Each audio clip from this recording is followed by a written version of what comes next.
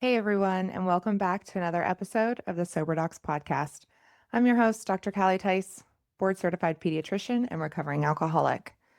I'm really glad you're here today because we're diving into one of the biggest challenges that people face when they choose sobriety, staying sober during the holiday season. The holidays are marketed as joyful and cozy and full of magic, but let's be honest, it can also be stressful, loud, overwhelming, and very, very alcohol heavy. Family dynamics, work parties, old triggers, pressure to celebrate, emotions you thought you dealt with months ago, suddenly popping right back up. Sound familiar? Yeah, I know. Let me take you back to my very first holiday I experienced sober. I walked into the family gathering, and before I even sat my stuff down, someone offered me a drink. It was like muscle memory. Smile, accept, sip. Except this time, I wasn't drinking. I could feel my shoulders tense up, like, oh no, here it comes. How come you're not drinking? Are you pregnant? Just have one. It's the 4th of July. And ironically, also my birthday. I rehearsed responses in my head. No, thank you. I'm good for now. Maybe I'll wait a little bit. And you know what? That first minute was awkward, but then it passed. The world didn't end. My sobriety didn't crumble. But wow, did that moment teach me something. Holiday gatherings can be less about alcohol and more about preparation, boundaries, and mindset. So let's talk about some tips on ways we can navigate through this holiday season sober and together. Tip one, go with a plan. Holidays without a plan, dangerous. Holidays with a plan, peaceful. I always ask myself, what's the vibe of the event? What might I be walking into? Who's going to be there? What might make me uncomfortable? Do you know how much power you can gain by simply preparing how you'll respond when someone offers you a drink? You don't need a speech. Try, nah, I'm not drinking tonight. Or, I'm good with my seltzer. Or just plain old no thanks. No is a full sentence. Short, simple, done. Tip number two, bring your own drink. That goes for you too. I swear by this strategy. Every single holiday, I show up with a case of my favorite sparkling water in hand. No one questions me. No one pressures me. It is my go-to no matter what. And let's be real. Isn't it easier to stay sober when you already have something delicious in your hands? That way you're not doing that awkward thing where you don't know what to do with your hands. Tip number three, set boundaries, even silent ones you don't say out loud. The holidays come with people, and people come with personalities. Think of that one relative who gets loud after only 2 drinks, or the coworker who overshares, or the friend who always pushes you to let loose. Here's the truth.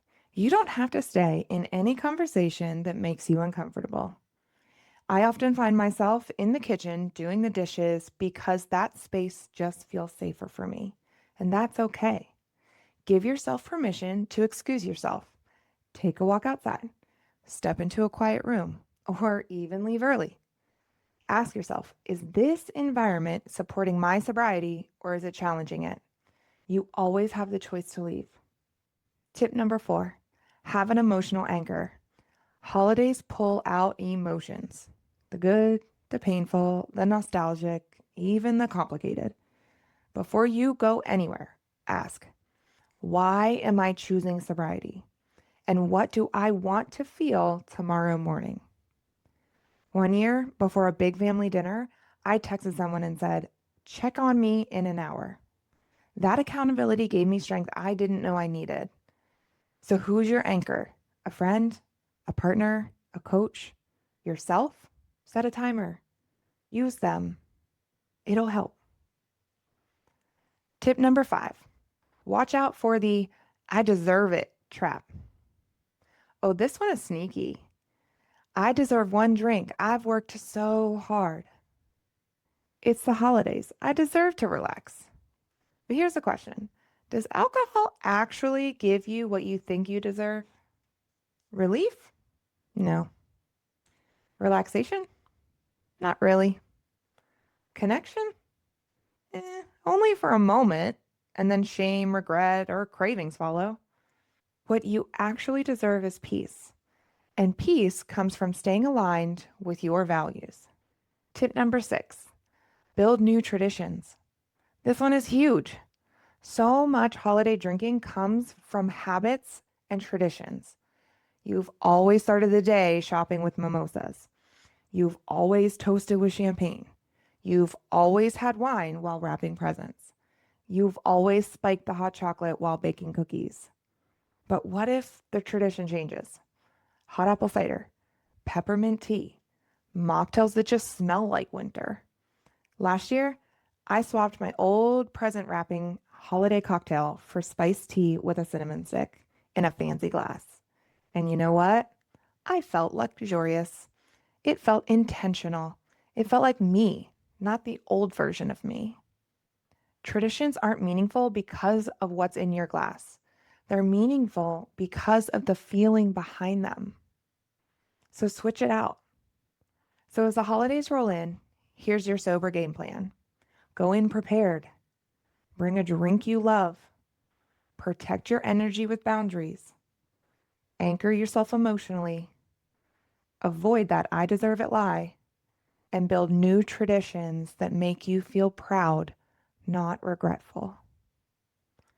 And if you're sitting there thinking, can I really do this? Let me tell you, you can. You absolutely can. Sobriety isn't about missing out. It's about showing up. It's about remembering the moments, not recovering from them. It's about building a life you don't need to numb or escape from. Thanks for joining me today. And if this episode helps you, share it with someone who might need a little support this holiday season.